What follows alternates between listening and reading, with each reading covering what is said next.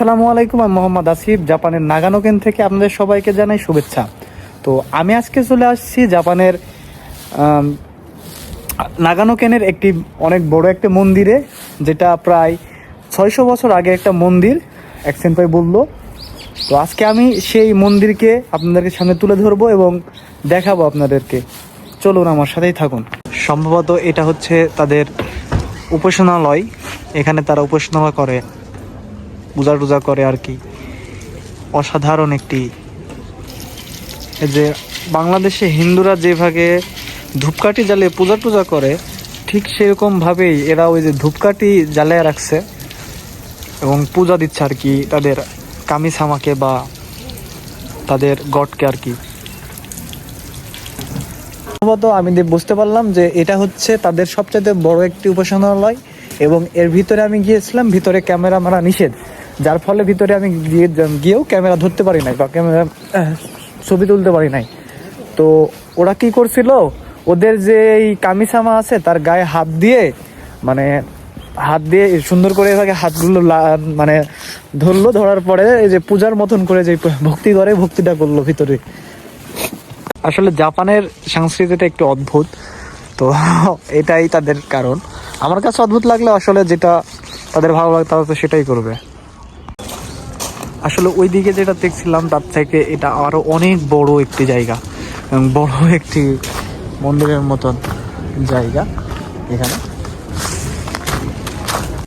আমি যখন প্রথমে ঢুকলাম এই স্থাপনাতে তখন বলছিলাম যে এটা অনেক বড় একটি জায়গা এবং বড় একটি উপাসনালয়ের মতো। আপনারা দেখতে পাচ্ছেন এটা অনেক বড় একটা এরিয়ার মধ্যে দিয়ে রয়েছে। এটা আরেকটা মন্দির বা তাদের উপাসনালয়, এগুলা সেই অনেক আদিম কাল থেকে এখানে রয়েছে। এখানে এসে দেখছি একটা গরু এবং গরুর সাথে রয়েছে গরুর বাচ্চা। তো আসলে বুঝতে পারতেছে না যে এরা আসলে কি গরুর পূজাও করে না অন্য কোনো পূজাও করে। তো এই গরুটা যে মিল্ক ক্যান্ডি পাওয়া যেত আগে, ছোটবেলায় অনেক খাইতাম না, 1 টাকা করে দাম ছিল মিল্ক ক্যান্ডি, ওই মিল্ক ক্যান্ডি ক্যান্ডির গরুর মতন মনে হচ্ছে আর কি একে দেখে। আমি এখন পর্যন্ত যতগুলো জাপানিজ মন্দিরে গিয়েছি, সব মন্দিরে যেই জিনিসটা সবচাইতে বেশি থাকে সেটা হচ্ছে যে কাগজ দিয়ে লেখা বা কাগজের চিরকুটে কিছু লিখে যাওয়া। তো এই মন্দিরও তার ব্যতিক্রম নয়। দেখতে পাচ্ছেন যে কাগজ দিয়ে অনেক কিছু লিখে রাখছে। আসলে এখানে বেশিরভাগ ক্ষেত্রে তারা তাদের মনের যে বাসনা রয়েছে, মনের যে আকাঙ্ক্ষা রয়েছে, সেটা তারা তাদের গডের কাছ থেকে চায় আর কি। এটাই তাদের হচ্ছে সবচেয়ে বড় একটা চাওয়ার বহিঃপ্রকাশ। এই যে তারা লিখে লিখে এভাবে রেখে দেয়। আসলে এই যে জাপানের যে সংস্কৃতিটা রয়েছে, এই পুরাতন ঐতিহ্যগুলোই জাপানকে আসলে টিকিয়ে রাখছে বলতে গেলে হয়। কি সুন্দর স্থাপনাগুলো দেখলেই মনে একটা সেই ফিলিংস জাগে। আমরা যেখানে আসছি, আমি আগেও বলছি ভিডিওতে, এটা অনেক আগের একটি মন্দির দেখতে পাচ্ছেন। রানা যে আইফোন 17 প্রো ম্যাক্স কিনছে, যার ফোন দিয়ে আজকে ব্লগটা তৈরি করতেছি আমরা। টাকা থাকলে যে জাপান আসার পরে যে টাকা ইনকাম করছে এই ছেলে, আসলে কি বলবো, পানি করে টাকা ইনকাম করেছি। হচ্ছে আরেকটা মন্দির, ওই মন্দিরেরই একটা অংশ এখানেও রয়েছে। ওখান থেকে প্রায় 500 মিটার দূরে হবে, কিন্তু ভিতরে এটা রয়েছে। আমি এখন একবারে যেখান থেকে আপনাদের একটা ভিউ দেখাবো, সেটা হচ্ছে পুরো নাগানো শহর এখান থেকে দেখা যায়। জাস্ট কথা অস্থির দেখা যায়। তো দেখতে খুব সুন্দর লাগে।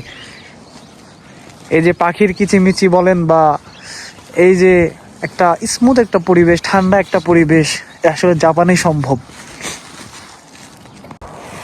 এখানে হচ্ছে পাহাড়ের চূড়ায়, যেটা আপনারা আন্দাজ করতে পারছেন বা বুঝতে পারতেছেন যে এখান থেকে পুরো নাগানো শহরটাই ভাই ফুললি ভাবে ভাই দেখা যাচ্ছে।